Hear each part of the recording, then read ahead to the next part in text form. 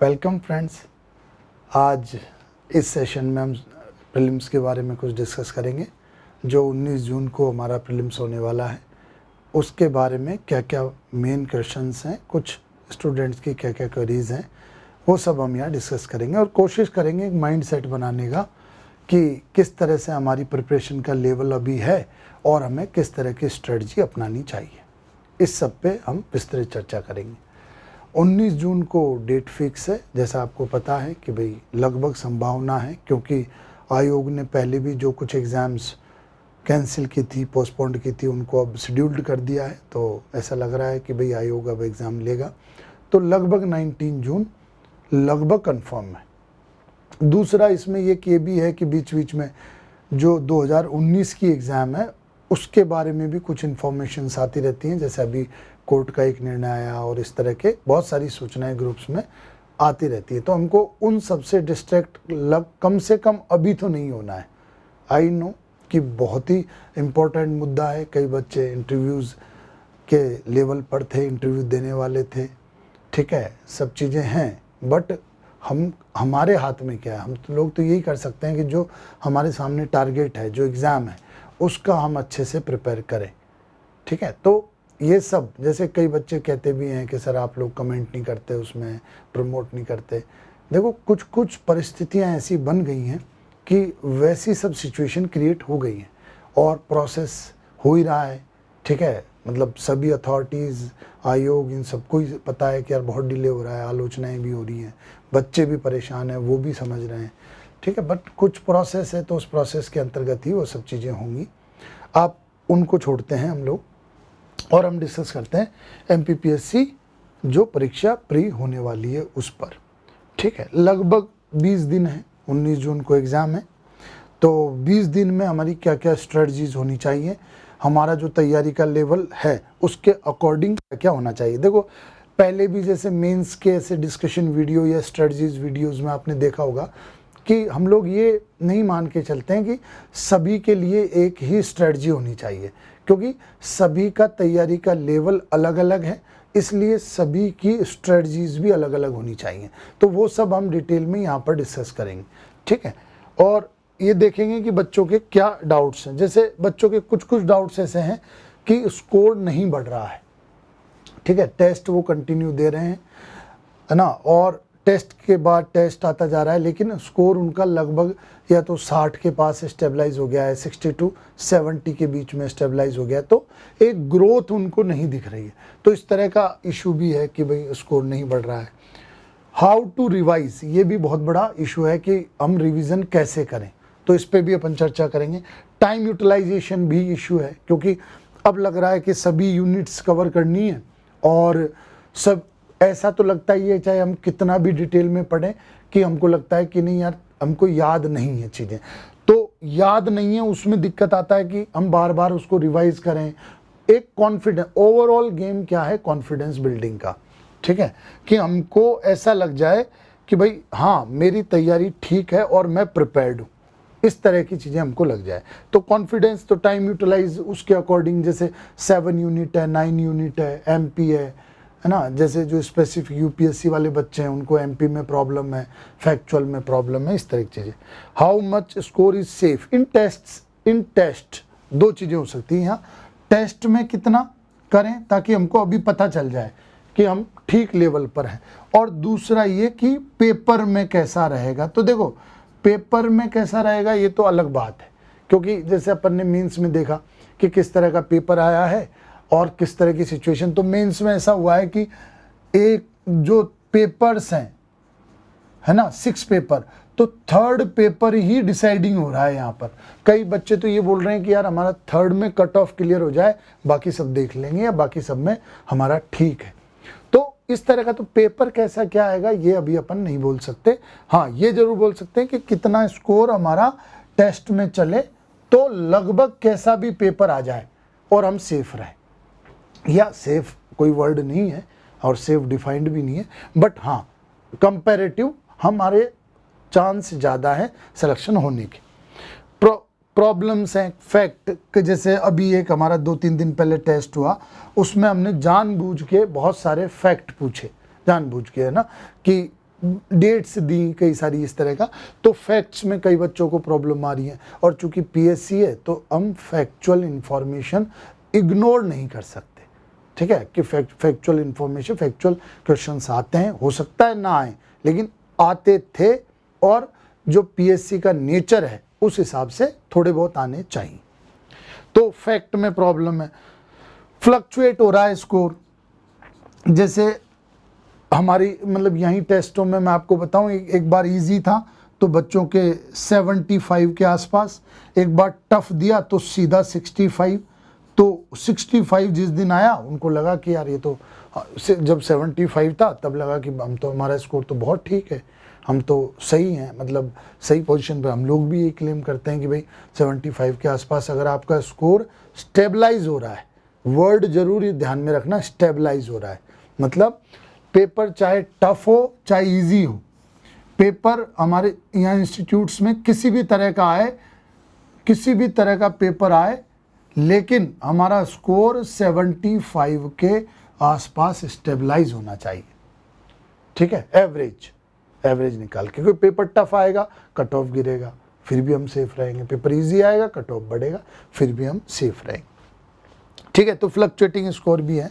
7 और 9 यूनिट भी एक दिक्कत की बात है, क्यों? क्योंकि ये ऐसे हैं जैसे मान लो उसमें वर्ड दे रखा है इलेक्ट्रॉनिक्स, तो अब इलेक्ट्रॉनिक्स में किस तरह का पढ़ें? जैसे इलेक्ट्रॉनिक्स पॉलिसी है, नेशनल इलेक्ट्रॉनिक्स पॉलिसी 2019, 12 भी पहले आई, तो क्या वो पढ़ें, या इलेक्ट्रॉनिक्स के कोर जो हैं कैपेसिटेंस, रेजिस्टेंस, एम्पलीफायर, ये सब पढ़े, है ना? तो ये कोई ऐसा नहीं बोल सकता। अगर मैं भी ये बोलता हूँ नहीं वो सब छोड़ो टेक्निकल और ये अप्लाइड पार्ट पढ़ो, तो टेक्निकल से में भी से भी क्वेश्चंस आ रहे हैं, तो आपको थोड़ा बहुत टेक्निकल भी पढ़ना पड़ेगा। तो यहाँ मैं पहले बता दूं आपको 7 और 9 यूनिट के बारे में, यही मैं बता देता हूँ कि यहाँ आपको 2 पार्ट में बांटना चाहिए आपके स्टडी को। First general points and second technical points, बिल्कुल ये डिवाइड आपको करना चाहिए। जनरल पॉइंट्स जो गवर्नमेंट की स्कीम्स हैं, जो गवर्नमेंट के इनिशिएटिव हैं, जो एप्लीकेशन है, जो आम जनता, भाई जो एडमिनिस्ट्रेशन का जो डोमेन है वो जनरल पॉइंट्स में ही है। किस तरह की एप्लीकेशन है, आईओटी, इंटरनेट ऑफ थिंग्स और इस तरह का चीज़ें, तो ये जनरल पॉइंट्स ज़्यादातर सिविल सर्विसेज के कोर डोमेन में है अगर देखा जाए तो। बट वो टेक्निकल पॉइंट भी पूछ रहा है, जैसे एम्पलीफायर के बारे में पूछ ले रहा है, ठीक है, फिर कुछ टेक्निक, अब जैसे ब्लूटूथ मान लो फॉर एग्जांपल, ब्लूटूथ अब ये है टेक्निकल पर इतना कॉमन हो चुका है कि अब ये इस जनरल पॉइंट में आता है। ब्लूटूथ क्या है, ब्लूटूथ की रेंज क्या है, किस तरह से काम करता है, कौन सा वर्जन अभी चल रहा है, 4, 3, 5, 5.0, 5.2, इस तरह का। तो ये अब इसमें आ गया है क्योंकि इतना पॉपुलर है। अभी जैसे क्वांटम कंप्यूटिंग तो नहीं, पर जैसे डिजी कॉइन या डिजिटल कॉइन्स, बिटकॉइन्स और ये सब, तो इसमें आ गया है जनरल में, जबकि है वो टेक्निकल पॉइंट्स। पर कुछ टेक्निकल पॉइंट्स अभी भी हमको पढ़ने चाहिए जो थोड़े से कोर हैं। तो जैसे अभी हमने आर्टिफिशियल इंटेलिजेंस टॉपिक के नोट्स टेलीग्राम पे डाले थे, उसमें ये दोनों ही पॉइंट हम लोगों ने डाले हैं, जनरल भी और टेक्निकल भी। टेक्निकल आई गारंटी कि टेक्निकल ज़्यादातर स्टूडेंट्स को टफ लगे होंगे, थे भी टफ ही, ठीक है, टफ लगे होंगे, बट वो भी कवर करना जरूरी है क्योंकि कैसे भी प्रश्न आ सकते हैं कि कोई भी प्रश्नों का लेवल हो सकता है, तो इसलिए वो भी आपको टच करना एकदम जरूरी है। तो आप 7 यूनिट और 9 यूनिट के बारे में सिर्फ मैं इतना कहना चाहूँगा कि आप जनरल पॉइंट्स और टेक्निकल पॉइंट दोनों को कवर करके चले, सिर्फ जनरल पॉइंट पर ना रहे, थोड़ा थोड़ा टेक्निकल पॉइंट्स। और बहुत सारी जगह है ऐसा, जैसे एक प्रोफेसर ने हमको बताया था कि पिछली बार जो सवाल आए थे टेक्निकल, वो एक एमटेक या उसका पेपर था या बुक थी, उसमें 185 क्वेश्चंस थे, तो उनमें से 5-6 क्वेश्चन सीधे सीधे ही थे। तो मतलब कहने का मतलब ये कि ये टेक्निकल जगह से भी सवाल पूछते हैं, थोड़ा सा टेक्निकली भी देते हैं। तो इसी तरह से अब हम भी क्या कर सकते हैं कि जैसे थोड़ी इंजीनियरिंग की जनरल जो वेबसाइट्स हैं बुक्स हैं, सरल सरल, ऐसा नहीं कोई बहुत डीप में, है ना, वो समझ सकते हैं। या फिर हमारे दोस्तों में से कोई अगर इंजीनियरिंग का है तो उससे पूछ सकते हैं, भाई इसमें क्या टेक्निकल है, क्या वर्ड्स हैं, ये डायोड ये सब NPN जंक्शन, PNP जंक्शन, तो ये सब क्या है और मैं कितना स्तर तक इसको पढूं, बस इतना सा अपन पूछ सकते हैं, इसमें कहीं कोई डाउट नहीं है। और हम टेक्निकली हैं, हमारा बैकग्राउंड वही है, आप जब भी आपको लगे आप इंस्टीट्यूट आ सकते हैं और हम आपको समझा देंगे। तो ये, लेकिन आप करें दोनों, जनरल भी करें और टेक्निकल भी करें, ठीक है। MP बहुत ज़रूरी है, बहुत ही ज़रूरी, ठीक। तो MP वाला भी आपको करना है क्योंकि MP का वेटेज बहुत है। और देखा जाए तो जैसे ये दोनों तीनों अगर अपन मिला लें, यहाँ यूनिट 10 भी कर लें तो अराउंड 50 और 55 क्वेश्चंस हो जाते हैं। यहाँ लगभग 55 क्वेश्चंस के आसपास, क्योंकि जैसे मान लो लगभग 28, 29, 30 इसमें आते हैं, 30 के आसपास, और 3 यूनिट से एवरेज भाई 25 एक सवाल तो आ ही सकते हैं, 20-25 सवाल, तो 50-55 तो इन तीनों यूनिट से हो रहे हैं, ये दोनों पार्ट्स। तो ये दोनों पार्ट बहुत ज़रूरी है।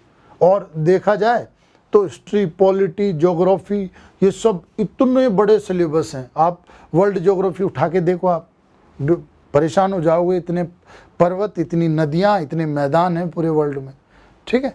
तो बहुत एफर्ट उसमें देना पड़ता है उनमें। और दूसरी बात बताएं तो वो हमारा पढ़ा हुआ भी है कई बार, जैसे हिस्ट्री हमने कई बार पढ़ा है, पॉलिटी कई बार पढ़ा है, ज्योग्राफी कई बार पढ़ा है, तो वो हमारा कवर्ड भी है। तो उस पर अभी थोड़ा जोर हमको कम देना चाहिए उन सब पार्ट पर। दूसरा, मैं यहाँ ये चीज़ भी बताना चाह रहा हूँ कि अभी कुछ बच्चों ने मेंस लिखा है और मेंस के बाद वो लोग तैयारी करने लगे हैं प्रीलिम्स की, तो उनको भी कोई ज़्यादा लोड लेने की ज़रूरत नहीं है, उनको भी यही चीज़ें अच्छे से करनी है।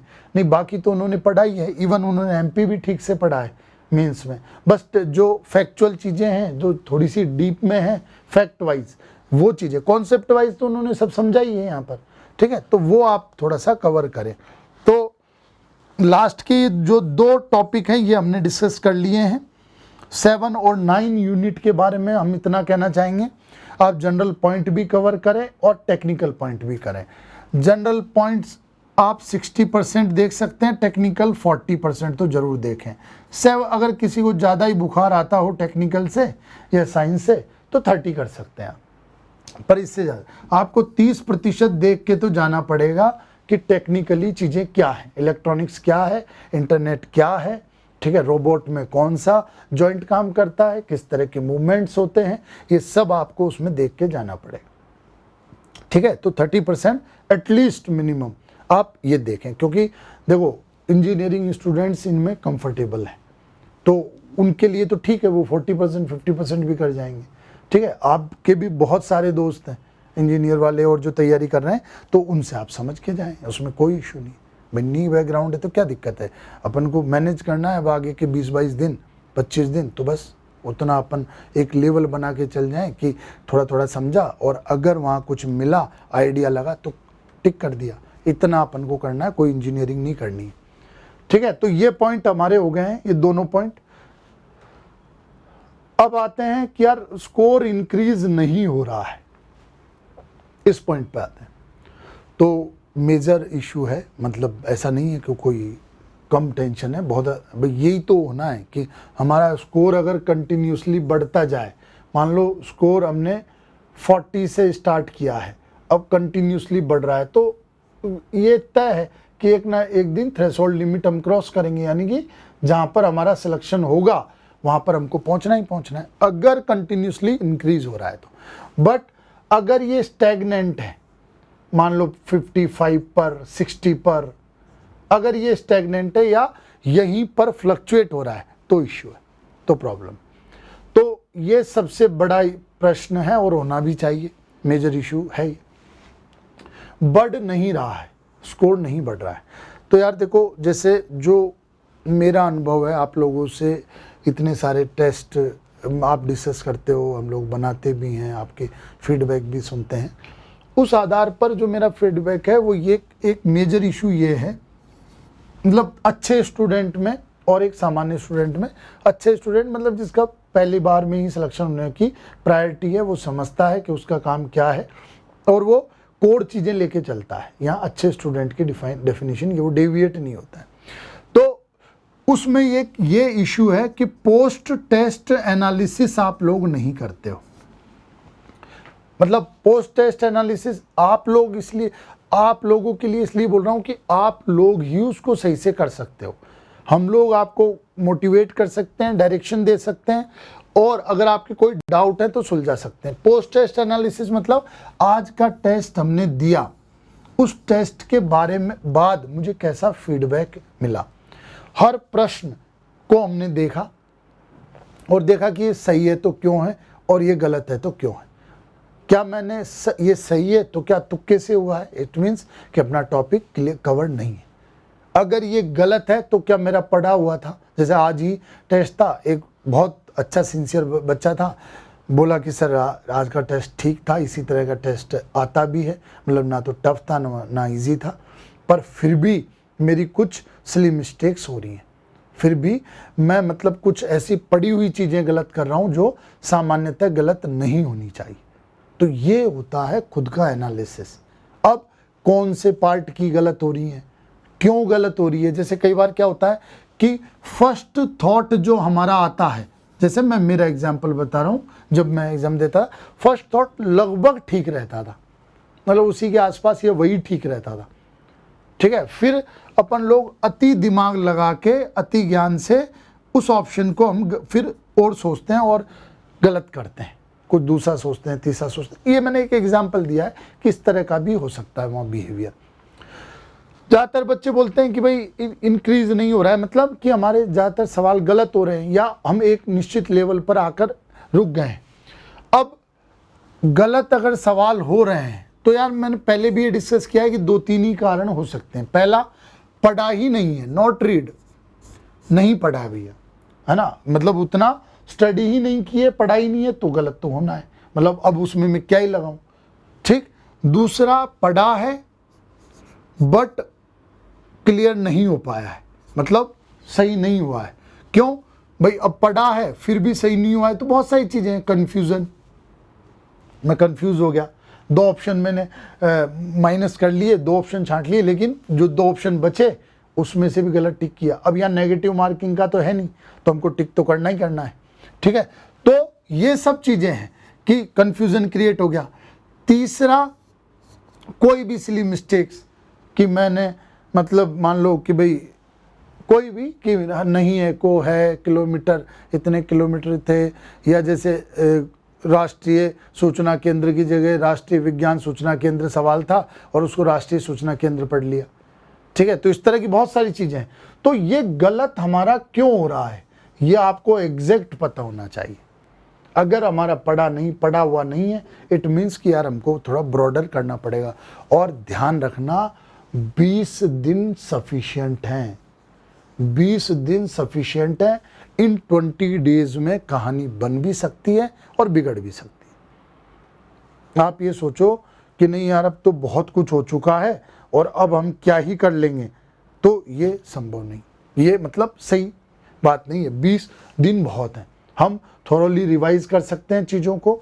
बहुत पढ़ते समय छोटे छोटे नोट्स, जैसे मान लो अभी मैं एक और स्लाइड, एक और डिस्कशन आएगा, उसमें मैं बताऊंगा कि प्रश्नों को किस तरह से हमको लेना चाहिए, ठीक है। वो हम आगे वाला उसको देखते हैं, पर मेरा सिर्फ यहाँ भी इतना सा कहना है कि हम एक कुछ पेजेस रखें, डायरी रखें, जो भी पढ़ते जा रहे हैं वहाँ पे रफली नोट करते जाएं और थोड़ी सिस्टेमेटिक रफली करें। बस मुझे समझ में आना चाहिए, मुझे कौन सा उसको पब्लिश करना है या बायोग्राफी बनाना है, ठीक है। तो बस रफली हम लिखते जाएं और उसको बार बार रिवाइज करते जाएं छोटे छोटे में। तो लगभग 51 पेज में, 50 पेजेस में पूरी कहानी आ जाए, जो हमारे ग्रे एरियाज हैं, जो हमारे ऐसे एरियाज हैं जहाँ हमको दिक्कत होती है, अभी भी वो है। अब जैसे कई बच्चों से मिले तो उन्होंने कहा कि भाई जैसे आप इस बात को समझें कि हम लोगों ने 105 टेस्टों की सीरीज प्लान की है, मतलब आप देखोगे तो 105 टेस्ट हम लोगों ने प्लान किए हैं, 105 टेस्ट होने हैं। यानी 5 सीसेट के अगर अपन हटा दें तो 100 टेस्ट जीएस के, यानी 10,000 क्वेश्चंस, 10,000 प्रश्न, 10,000 इंपॉर्टेंट लाइंस। और अगर कोई बच्चा ऑप्शन पे भी देखता है तो एक प्रश्न में 4 ऑप्शन, यानी कि 40,000 प्रश्न या 40,000 इंपॉर्टेंट बिंदु। अब मैंने बोला, जैसे कई बच्चे हैं कि सर हम शुरू से ही दे रहे हैं और हमको पता है कि वो सिंसियर हैं और रेगुलर हैं, तो हमने बोला कि भाई क्या करते हो इसका, कि सर हमने उनका अंडरलाइन करके रख लिया है, उस पेपर में ही साइड पे लिख लिया है कि यार इस सवाल में ये दिक्कत थी, और वहाँ पे नोट्स बना लिए हैं छोटे से। जैसे मान लो ये है, मान लो कोई भी कि ये प्रश्न है यहीं पे, तो यहीं पे मैंने कुछ टीका टिप्पणी कर लिए। तो यार जब मैं 100 प्रश्नों को, पेपरों को पलटूंगा तो मतलब एक बहुत मैसिव टास्क है, बहुत बड़ी बात है कि ये 100 पेपर और इनको मैं सामने लेके बैठूं और जो पलटूं। तो यार इससे बढ़िया एक 40-50 पेज का, 100 पेज का आप एक नोट्स रखिए, उसमें नोट करते जाइए ना कि किस सवाल में, क्या 100 में से 100 सवाल में आपको दिक्कत है।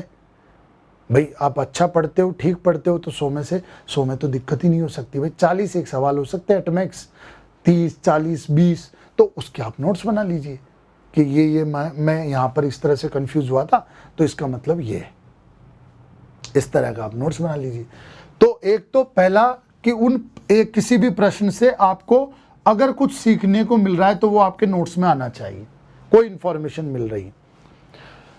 किसी प्रश्न से आपको कोई टॉपिक मिल रहा है कि यार ये टॉपिक है और इसमें तो मेरे को कुछ आइडिया ही नहीं है, जैसे मैं जो अभी डिस्कस करूंगा नेक्स्ट पार्ट में, उसमें एम्पलीफायर पर एक सवाल है कि डायरेक्ट कपल्ड एम्पलीफायर इनमें से क्या करता है।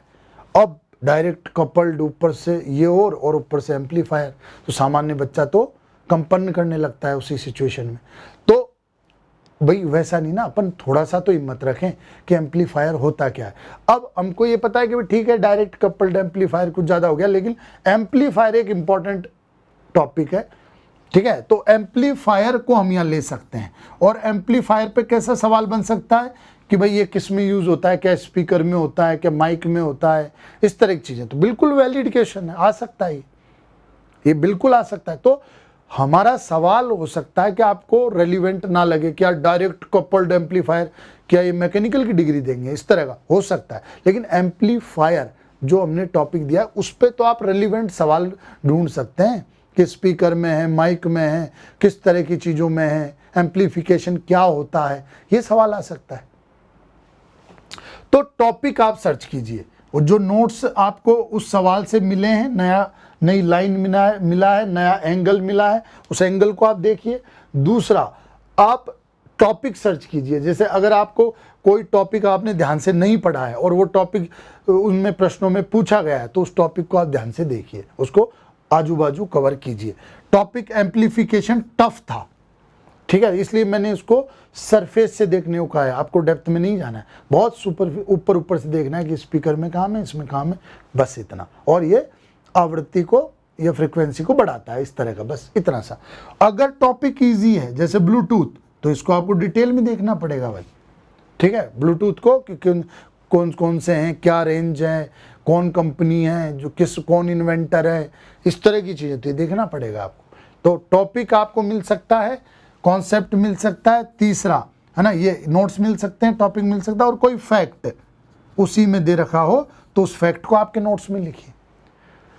तो इस तरह से हर प्रश्न से अगर आप कुछ लेते जाएंगे, हर प्रश्न से, और अगर आपको लगता है आप बहुत कॉन्फिडेंट हैं और आपको लगता है नहीं यार ये तो कुछ ज़्यादा ही इन्होंने टफ दे दिया है, या ये इस तरह का प्रश्न है, तो आप उसको ज़्यादा ना, उस पर डेप्थ में ना जाएं, आप बिल्कुल उसको रहने दें, कोई इशू नहीं है। क्योंकि आप छोड़ सकते हैं ना कि नहीं यार मेरा ये टॉपिक क्लियर नहीं है और मुझे नहीं लगता कि इतना डेप्थ में पढ़ना चाहिए, तो ठीक है मत कीजिए आप। बट आप किसी ना जो टेस्ट दे रहे हैं उसके हर प्रश्न का एनालिसिस कीजिए और उससे कुछ ना कुछ लीजिए। मेरा कहने का मतलब यहाँ ये है, तब जाके आपका, जब हर प्रश्न से आप सीखेंगे, इसका मतलब आप हर टेस्ट से बहुत ज़्यादा सीखेंगे, ठीक है। हर प्रश्न से आप सीख रहे हैं, उसका पोस्ट टेस्ट एनालिसिस कर रहे हैं, इसका मतलब आप पूरे पेपर से 100 टाइम सीख रहे हैं इसकी तुलना में। ठीक है, 100 सवाल आते हैं भाई, है ना। तो ये गारंटी है कि आगे आने वाले प्रश्नों में आपका स्कोर बढ़ना है, ये तय है। इस प्रोसेस से अगर आप चले तो आपका स्कोर बढ़ना ही है, because you are learning new things, you are covering your grey areas. आपको पता चल रहा है कि आपने कहाँ कमी है और उसको रेक्टिफाई आप कर रहे हैं, उसमें सुधार आप कर रहे हैं, ठीक है।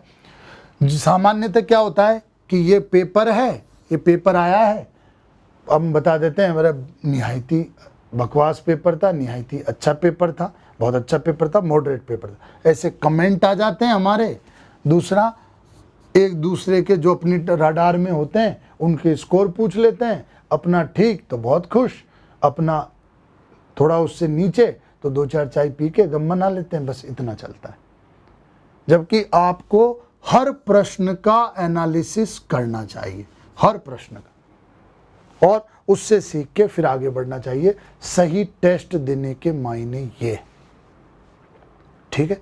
तो ये तो आप ही कर सकते हो। अगर हमने कई बार रिक्वेस्ट किए, जिन बच्चों को ज़्यादा ही प्रॉब्लम है, लगातार उनके नहीं प्री निकल रहे हैं, हमने बोला है कि आप पेपर पर इस तरह का लिख के लाइए। किस तरह का? कि ये आपके पेपर हैं, ये आपका पेपर है, यहाँ पहला सवाल, दूसरा, तीसरा, फोर्थ, फिफ्थ, सिक्स्थ मान लो, तो हर सवाल पे लिखिए अगर ये सही है तो क्यों सही है। पहला तुक्का लगा है, दूसरा पढ़ा था इसलिए सही है, तीसरा एलिमिनेट किया है, ठीक है। इस तरह का आप बिल्कुल लिखिए अगर सही है तो। तुक्का लगा है तो भैया सही मत कंसिडर करो इसको, उस टॉपिक को देखो आप। अगर ये सवाल गलत है तो क्यों गलत है, मैंने पढ़ा ही नहीं था, नोट रीड, तो फिर इसका मतलब है कि अपने नोट्स को अपनको अपडेट करना पड़ेगा, नोट्स को मॉडिफाई करना पड़ेगा, कोई और रेफरेंस देखना पड़ेगा। रीड, पढ़ा था पर फिर भी गलत है, ये बहुत सीरियस सिचुएशन है, यानी कि हमारा रीडिंग एफिशिएंसी ही नहीं है, हम अच्छे से पढ़ ही नहीं रहे हैं, ठीक है। तो ये तो एकदम ख़त्म होने जैसा गेम है। क्यों? टाइम जा रहा है, हम पढ़ रहे हैं भाई, एफर्ट भी लगा रहे हैं, टाइम भी दे रहे हैं, एनर्जी भी दे रहे हैं, पूरा मतलब भाई उसी में पूरा टाइम दे रहे हैं, फिर भी चीज़ें ठीक नहीं हो रही। तो यानी कि हम मेंटली वहाँ पर प्रेजेंट नहीं है, हमारी एफिशिएंसी नहीं है। तो ये सबसे रिस्की मानता हूँ मैं इसको।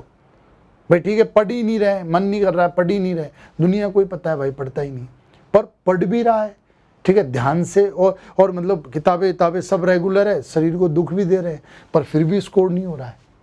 तो ये सही नहीं है। आप ऑनेस्टली इस चीज़ों को देखें।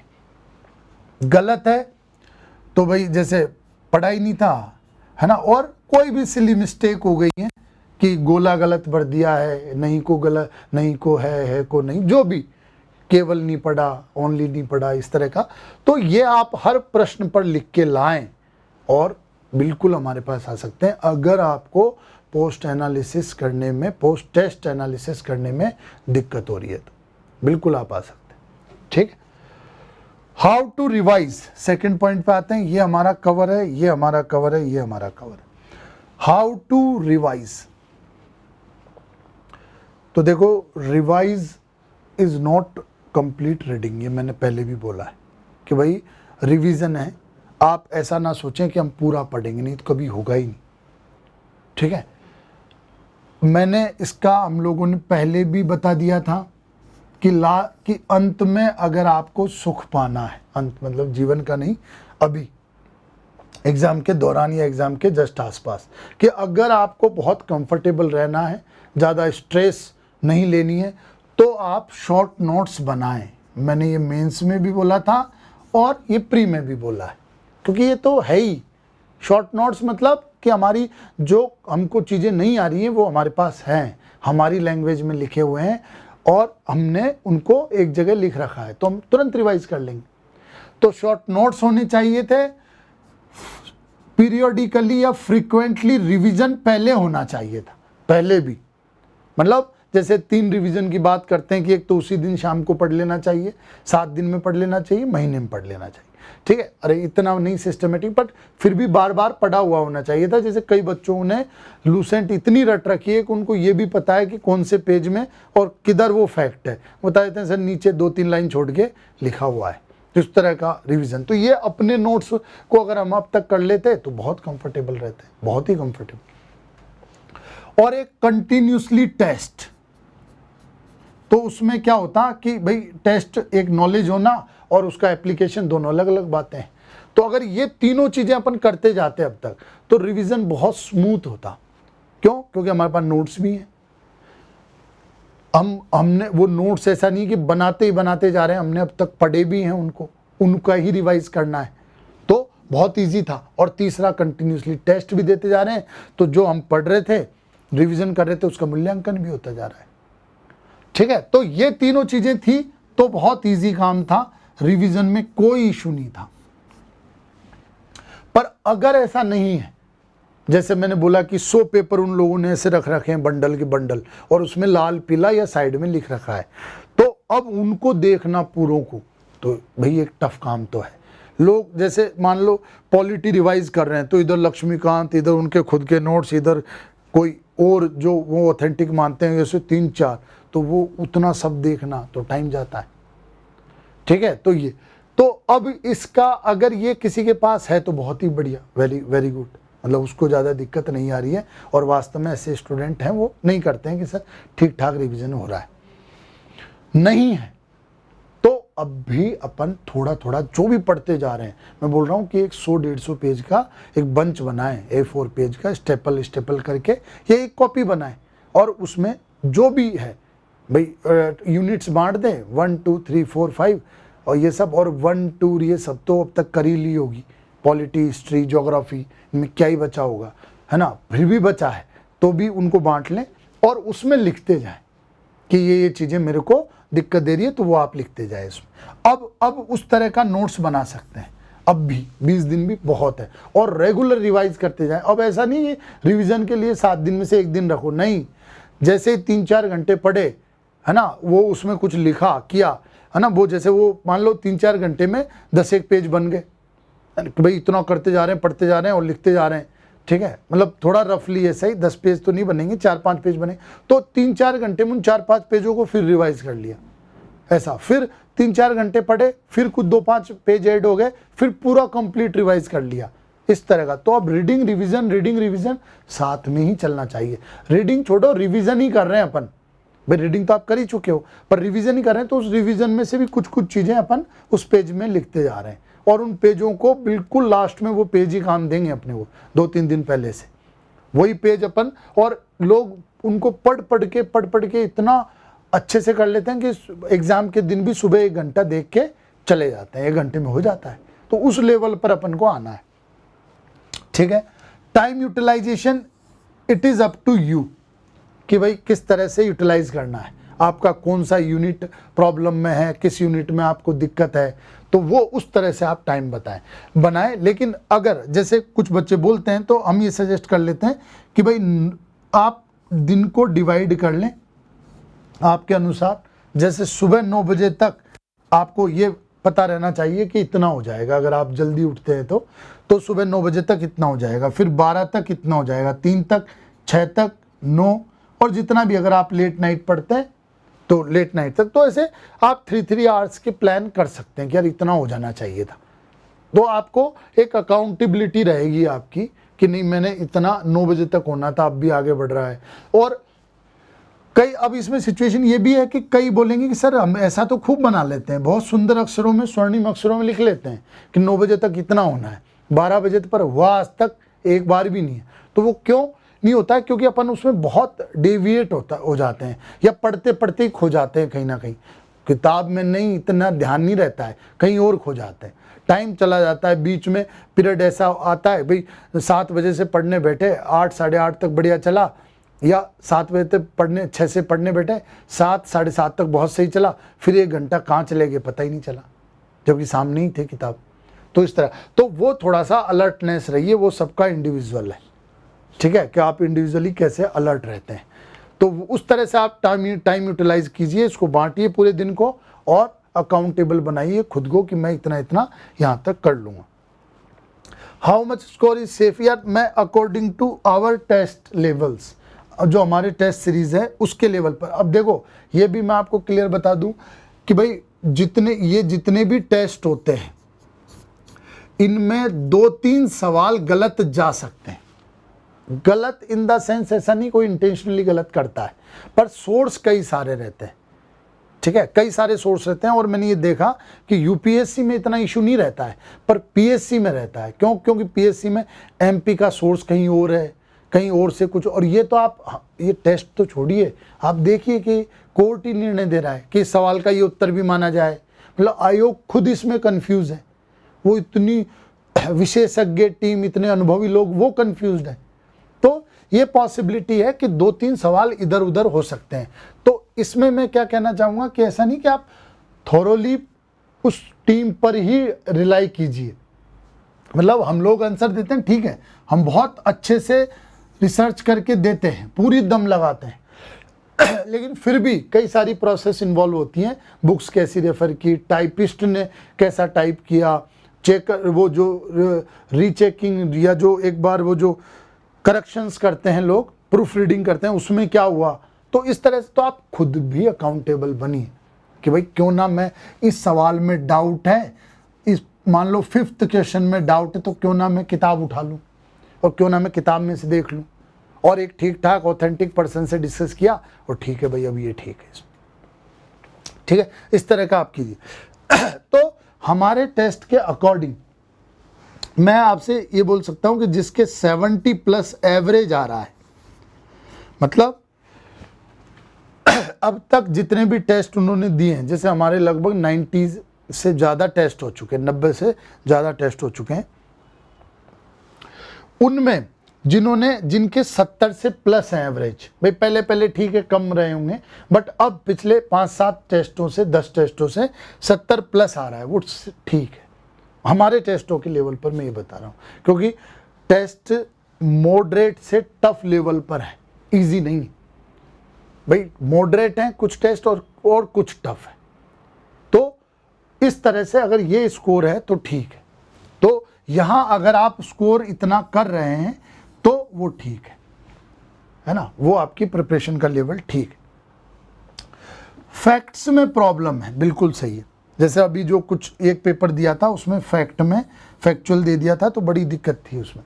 तो फैक्ट का आप आइडिया लगा, और मेनली यूपीएससी वाले बच्चों को इसमें दिक्कत है, ठीक है। आप फैक्ट का एक आइडिया लगा के चलिए, क्योंकि अब मैंने ऐसे सवाल नहीं देखे, पहले जरूर ऐसे होते थे कि मान लो कोई 22 जनवरी आंसर है तो 20, 21, 22, 23 जनवरी ऐसा दे दे वही सेम ईयर। तो ऐसे सवाल अब कम ही आते हैं, क्योंकि आयोग भी समझने लगा है कि it is not test of memory, ठीक है ना, कि भाई अब इससे क्या ही पूछ लेंगे इसमें करके। तो आप एक आइडिया लगा के चलिए कि यार ठीक है वो जनवरी था, वो वाला साल था, या मिड में था, कहीं अगस्त वगस्त था उतना, और ये वाला साल था। तो इस तरह से मतलब एक एग्जैक्ट फैक्ट भैया ये तो बहुत टफ है। फैक्ट में भी अपन देखें तो 2 तरह के, एकदम एग्जैक्ट कि यही डेट थी, यही सन था, बिल्कुल। कुछ प्रश्नों के ऐसे एग्जैक्ट फैक्ट भी याद रहते हैं हमको, बिल्कुल रहते हैं, जैसे जलियांवाला बाग और ये सब है ना। तो एग्जैक्ट अगर सवाल फ्रिक्वेंटली आता है और इजी है तो आप एग्जैक्ट फैक्ट भी लेके चलिए। लेकिन अगर सवाल रिलेटिवली टफ है, ठीक है, तो आप आइडिया लेके चलिए। एक आइडिया होना चाहिए आपको फैक्ट का, ना कि एग्जैक्ट होना चाहिए वो, ठीक है। एग्जैक्टनेस में मत जाइए, बहुत ज़्यादा एनर्जी एफर्ट मत लगाइए इसमें। एक आइडिया लेके चलिए और उस आइडिया से एलिमिनेट कीजिए, बस फैक्ट के बारे में ये, ठीक है। फ्लक्चुएटिंग स्कोर तो देखो, ये अगर आप पोस्ट टेस्ट एनालिसिस अच्छे से कर लेते हैं, चीज़ें अच्छे से पढ़ लेते हैं, तो ये फ्लक्चुएशन हट जाएगा, ठीक है। आपका कमजोरी हर टेस्ट बाय टेस्ट कमजोरी दूर होती जाएगी, ठीक है। आपकी एक बेस और प्रिपरेशन बहुत अच्छी होती जाएगी और आपका ये चीज़ हट जाएगा, ठीक है। तो ये है ओवरऑल। और देख लेते हैं, एक हम लोगों ने ये भी बनाया था कि हाँ कुछ बच्चों के लेवल हैं ये अलग अलग, तो ये ठीक है, मोर और लेस अपन ने ठीक कर ही लिया है कि शॉर्ट नोट्स तैयार हैं, प्रिपेयर्ड हैं, कंटिन्यूसली टेस्ट भी देते आ रहे हैं, 70+ स्कोर है, तो ठीक है। बस उनको क्या करना है कि यार वो कंटिन्यूटी बनाए रखें और चीज़ों को संयमता से जारी रखें, ठीक है, पेशेंस रखें और संयमता से जारी रखें। बस उनको कोई ज़्यादा बालाजी बैरू जी के पीछे जाने की ज़रूरत नहीं है, ठीक है। तो वो ठीक है, कोर्स अच्छे से कंप्लीट हुआ है। रैंडम नोट्स हैं, रैंडम नोट्स मतलब जो कभी यूनिट की जिसका जमा उसका बना लिया, जिस दिन मूड बना उसका लिख लिया, नहीं तो नहीं लिखा, मतलब 30, 40, 50% उनके नोट्स बनाए, नहीं तो नहीं बनाए, ठीक है, वो भी ठीक है। पर कंटिन्यूसली टेस्ट दिया है, स्कोर 50+ अगर आ रहा है तो दिक्कत है भैया, है ना। उसमें आप देखिए कि किस तरह से 60+ है तो भी अब दिक्कत है। अब आपको 70 पर स्टेबलाइज करना ही करना है, 70 पर स्टेबलाइज करना ही करना है, चाहे आपकी जो सिचुएशन हो, ठीक है। तो मोर और लेस ये चीज़ें अपन ने डिस्कस कर ही ली हैं कि किस तरह से आपको एनालिसिस करना है, किस तरह से आपके टेस्टों का आपको ध्यान रखना है, ठीक है, किस तरह से चीज़ें आपको अब चैनलाइज करनी है। जो 20 दिन है, 20 दिन मैं दोबारा बोल रहा हूँ बहुत सफिशिएंट है। 20 दिन में आप बहुत अच्छा कर सकते हो, ठीक है। लेकिन अब थोड़ा सा माइंड कंसंट्रेट करके और बैठिए और चीज़ों को एक साथ निपटाते जाइए, रिवाइज करते जाइए, ठीक है। यूनिट 7, 8, 9, 10 और वो जो अपना MP है, मेनली जो करंट अफेयर्स है वो थोड़ा सा ब्रॉडर है, इतना ये पूछता भी नहीं, पर करंट अफेयर का वेटेज बढ़ सकता है। जिस तरह से ट्रेंड चल रहा है तो करंट अफेयर्स का वेटेज बढ़ सकता है, ठीक है। तो आप उस पर भी बहुत अच्छे से ध्यान दीजिए। कुछ बच्चे बोल रहे थे इकोनॉमिक्स में दिक्कत है, तो इकोनॉमिक्स देखो ज़्यादातर तो करंट बेस्ड आता है और जो लाइनें लिखी हैं उन लाइनों को एज इट इज़ पढ़ते जाइए। खूब नोट्स अवेलेबल हैं, हिंदी में भी खूब हैं और इंग्लिश में भी खूब है। तो आप करंट अफेयर पे, वो इकोनॉमी पे थोड़ा करंट अफेयर पे ध्यान दीजिए। कुछ बच्चे बोल रहे हैं कि सर 7 में जो साइंस भी है, एनवायरनमेंट भी है, फूड प्रोसेसिंग भी है, इन सब में कौन सा इंपॉर्टेंट है कौन सा नहीं, सभी इंपॉर्टेंट है, ठीक है। एनवायरनमेंट से भी बिल्कुल आएंगे, कोर कॉन्सेप्ट भी आ सकते हैं और करंट भी आ सकता है, कुछ अपडेट हुआ है तो वो भी आ सकता है। तो आप उन चीज़ों को सबको ध्यान दीजिए, ठीक है। आप अब तक नहीं बनाए तो थोड़े से शॉर्ट नोट्स, मतलब शॉर्ट नोट्स का मेरा मतलब है एकदम रफ में, एकदम रफ। और हाँ ये चीज़ और कि नोट्स बनाना भी अलग अलग है। जैसे नोट्स, जैसे एक पिक्टोरियल फॉर्म में भी नोट्स होता है। जैसे मान लो अपन ने आर्टिकल 113 है ना, 213 इस तरह का है ना, 313 इस तरह का कंपैरिजन में लिखा, या अपन ने कुछ ऐसा डायग्राम बना के 2 फैक्ट ऐसे चिपकाए कि रिलेशन अपने आप समझ में आ रहा है, ठीक है। तो इस तरह का, जैसे नॉर्थ ईस्ट में जो माउंटेन है, ठीक है, नॉर्थ ईस्ट में तो ये मिरी डफला मिरी एबोर मिसमी इस तरह के है ना, डफला मिरी एबोर मिसमी फिर या रैंगमा, ये तो इस तरह के डायग्राम में बनाए तो जल्दी फैक्ट याद होते हैं, विजुअलाइज होते हैं।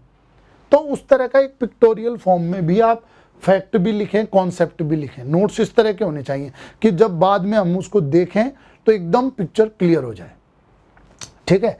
हमारी तरफ से यही है। बाकी अगर आपको कोई और कुछ भी डाउट है तो मेरे नंबर अवेलेबल हैं टेलीग्राम चैनल पे भी और हर जगह ही, तो आप सीधा कॉल कर सकते हैं, कभी भी आ सकते हैं फ़ोन करके। टेलीग्राम चैनल पर ज़रूर थोड़ा सा अपडेटेड रहना, क्योंकि वहाँ हम कुछ नोट्स डालते रहते हैं, ठीक है। करंट अफेयर्स तो हम डेली डालते ही हैं। और बाकी आपसे यही रिक्वेस्ट है कि अच्छे से पढ़ें, और ये जो बीच बीच में डिस्टर्बेंसेस हैं कि 2019 का क्या होगा, इसका क्या होगा, ये एग्ज़ाम आगे बढ़ेगी, OBC का ये चल रहा है, उस रिजर्वेशन मुद्दे का ये चल रहा है, आप छोड़ें उसे, ठीक है। और अपन अपना एग्ज़ाम पे फोकस करें, बहुत दम से करें, अटेम्प्ट को फ्रूटफुल बनाएं। आप जिस भी सिचुएशन में हैं, अटेम्प्ट हाथ से जाना नहीं चाहिए।